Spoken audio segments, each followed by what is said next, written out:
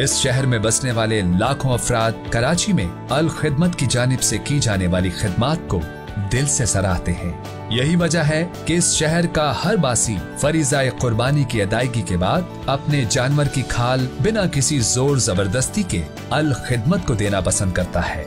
गली महल्ले घर घर आते हमारे रज़ाकार इंतहाई खुलूस नज़्म ज़ब्त के साथ खालों की कलेक्शन के बाद उन्हें हिफाजत से टेंडरी में पहुंचाते हैं।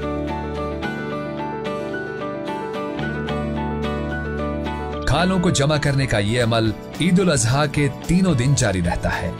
अल खिदमत का अज़्म, खिदमत दयानत के साथ। मज़ीद मालूमात के लिए 111503 504 पर राब्ता करें।